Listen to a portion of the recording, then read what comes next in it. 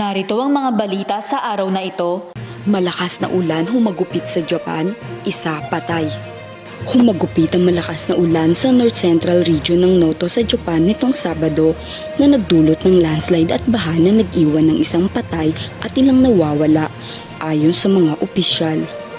Naging sanhi ang pagbaha ng pag-apaw ng mga ilog, pagbaha sa mga tahanan at pagka-stranded ng ilang mga residente sa rehiyon na patuloy pa rin bumabawi mula sa nakamamatay na lindol noong January 1. Sa Zuzu, isang tao ang nasawi at isa pa ang nawawala matapos tangayin ng rumaragas ang baha.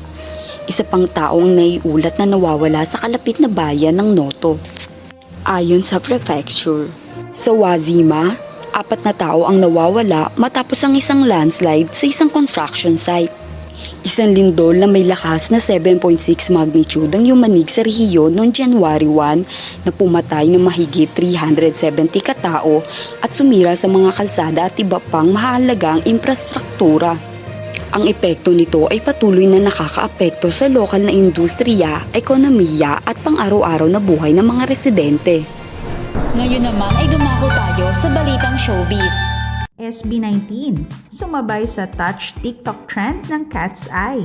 Nakisabay at tila game na game ang P-Pop Kings na SB19 sa isang collaboration TikTok dance video kasama ang global girl group na Cat's Eye.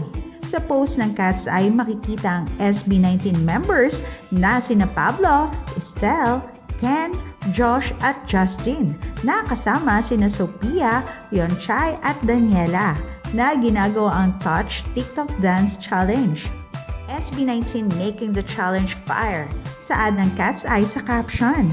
Sa kasalukuyan, may higit 4.5 million views na ang video.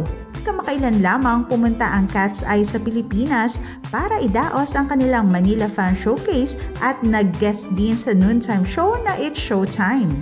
Ang Cat's Eye ay isang Los Angeles-based girl group na nabuo sa pamamagitan ng reality show na Dream Academy, isang collaboration ng Hybe at Giffen Records. At narito naman ang mga balita sa ating bansa.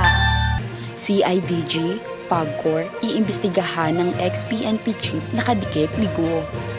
Nakatakdang makipagpulong ng Criminal Investigation and Detention Group o CIDG kay Raul Villanueva, opisyal ng PAGCOR. Ngayong linggo upang talakayin ng aligasyon na ang dating hepe ng Philippine National Police o PNP ay may kaugnayan kay Alice Go. Ayon kay PNP spokesperson Police Colonel Jean Fajardo, makikipag-ugnayan ng CIDG ang grupo na naatasang magsiyasat sa aligasyon kay Villanueva upang linawin ang isyu ng tuluyan.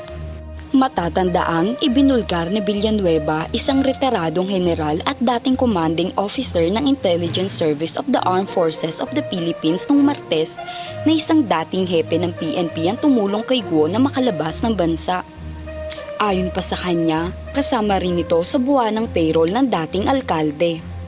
Sa kasalukuyan, iniimbestigahan ng PNP ang 24 sa kanilang mga dating leader dahil sa aligasyong isa sa kanila ang tumulong kay Guo na makatakas sa Pinas. Ako si Jenny Rose Albason, nag-uulat.